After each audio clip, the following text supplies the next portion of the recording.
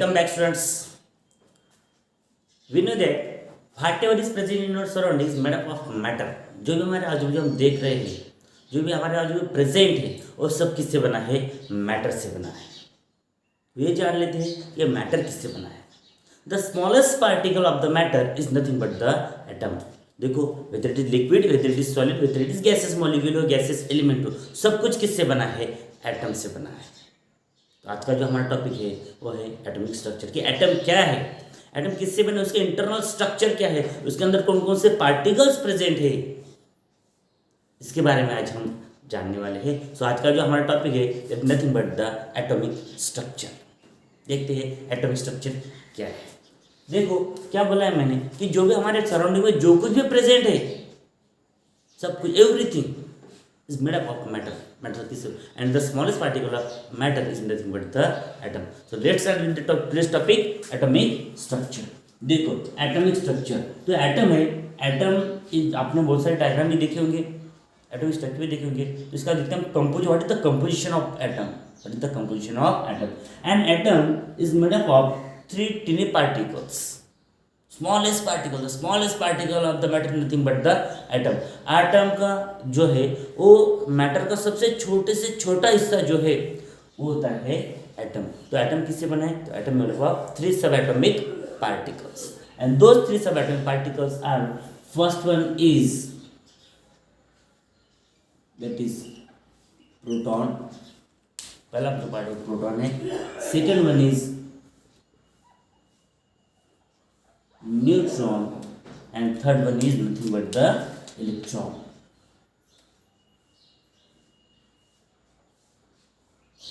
Third one is electron. तो इन 3 सब atomic particle से बना है हमारा एटम. चलो थोड़ा सा हम डायग्राम्स ड्रॉ करते हैं साइड बाई साइड. आपको वीडियो के साथ में यहाँ पर कुछ एनिमेटेड 3D में भी मिलेंगे atomic structure. How does, where does the neutrons, protons and electrons are present in an atom. कैसे प्रेजेंट होते हैं, उनका रिवॉल्विंग कैसे होता है, उनका पोजीशन कहाँ पर होती है, सब कुछ आपको 3D एनिमेशन के जरिए यहाँ पर अवेलेबल हो जाएगा. So let's start with the atomic structure. Every atom has a centre. Centre में देखिए हम, there is a such type of structure present in the center of the atom, and this part is nothing but the nucleus. होता है nucleus. And around the nucleus the number of such type of structures you found, and these structures, these are nothing but the shells, या फिर उनको हम orbits भी बोलते हैं. That is nothing but the shells. तो अलग अलग टाइप के शेल्स हो सकते हैं, है ना. There are various shells, types of shells from the जो we have to study up to the high standard level. मतलब HSC लेवल तक आपको सिर्फ 4 शेल्स के बारे में डिस्कस करना है. They are nothing but the K shell, L shell, M shell and N shell. Got it. चलो so let's start the structure. The centre में जो आपको पार्ट नजर आ रहा है nucleus, this nucleus is made up of 2 subatomic components. Is nothing but जो हमारा न्यूक्लियस है तो बना है neutron plus proton. Neutron plus proton मतलब जो सेंट्रल हमारा एटम है वो बना है न्यूट्रॉन प्लस प्रोटॉन से. Is nothing but the nucleus. और न्यूक्लियस के आगे जो भी आपको शेल्स नजर आ रहे हैं, they are nothing but the shells. They are nothing but the shells. फिर ये जो शेल्स है ना, तो मैंने आपको बोला ना कि ऑलरेडी कि जो it is the atomic structure made of 3 subatomic particles, protons, neutrons और इलेक्ट्रॉन्स. प्रोटॉन्स और न्यूट्रॉन्स तो उससे न्यूक्लियस कंपोज हो गया. फिर पीछे बचा क्या? Electrons. So where does this electrons presents? This electrons are present in this various shells. इस शेल्स के अंदर होते हैं इलेक्ट्रॉन्स. इस शेल्स के अंदर होते हैं इलेक्ट्रॉन्स. Got it.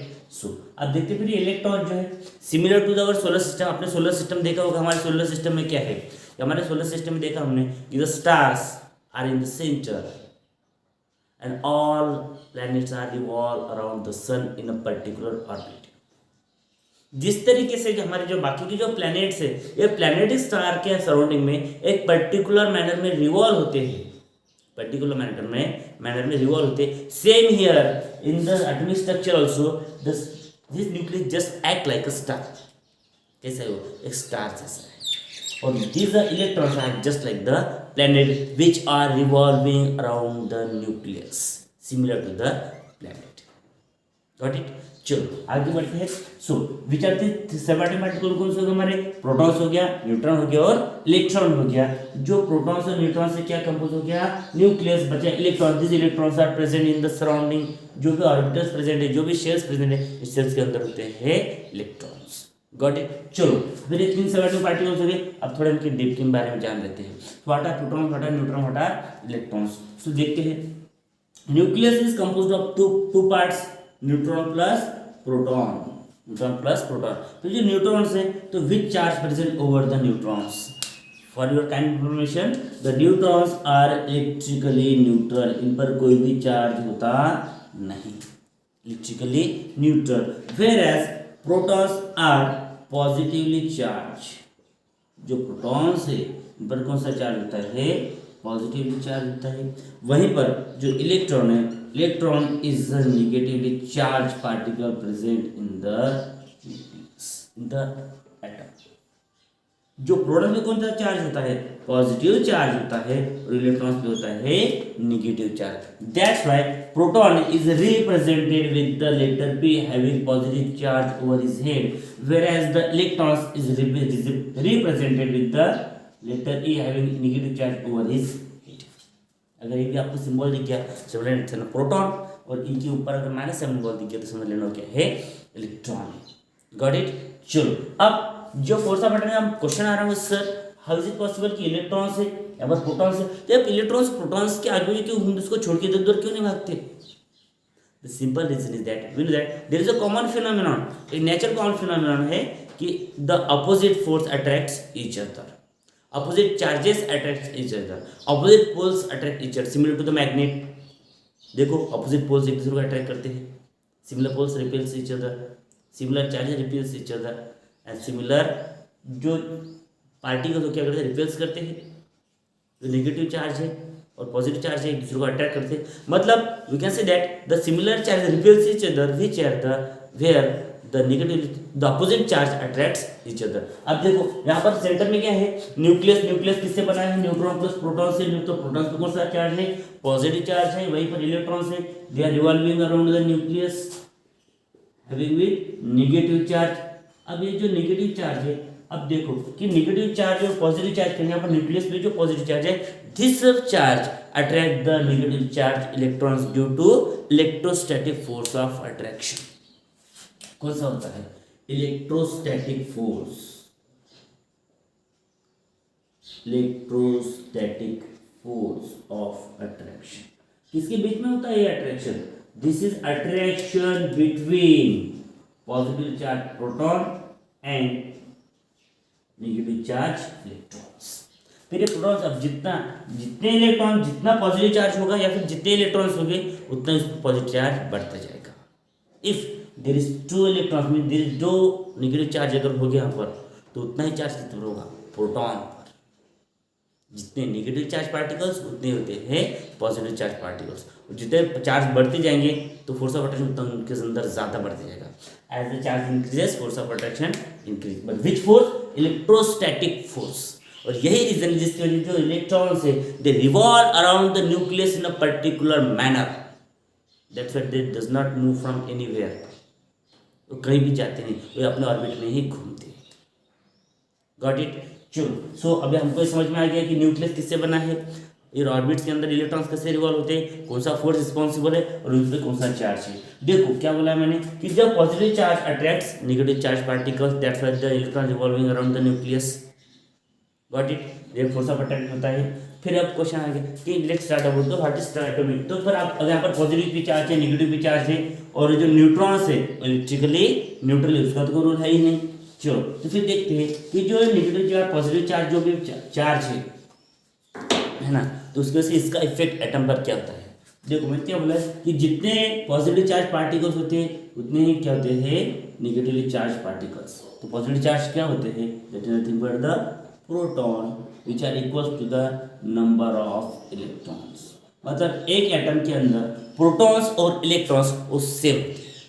प्रोटॉन्स और इलेक्ट्रॉन्स सेम होते हैं और इसी वजह से this charges cancels each other. अगर एक पॉजिटिव चार्ज एक प्रोटॉन है तो इलेक्ट्रॉन भी एक होगा, अगर दो प्रोटॉन है तो इलेक्ट्रॉन भी दो होंगे, and this cancels each other. और एक दूसरे को चार्ज क्या करते हैं, कैंसिल कर देते हैं, और कैंसिल करने की वजह से जो एटम है, every atom is electrically neutral. देखो very important concept, an atom is electrically neutral. क्या होता है वो, इलेक्ट्रिकली न्यूट्रल होता है, इलेक्ट्रिकली न्यूट्रल होता है। Got it. चलो ये तो एटॉमिक स्ट्रक्चर के बारे में है ना। सो अब अगर आपको कुछ डाउट्स है तो वीडियो को दोबारा करो, देखो 2 टाइम्स वॉच करो, और बाद में आपको एटॉमिक स्ट्रक्चर समझ में आएगा तो हमारा जो नेक्स्ट टॉपिक होगा वो होगा atomic number, atomic mass number, valence electrons and valency. अब ये जो जो मैं इसलिए मैं ले रहा हूँ कि this is very important as per the view of 8th standard, 9th standard, 10th standard as well as the higher level, मतलब at HSC level. Got it. It is sufficient for today. Remaining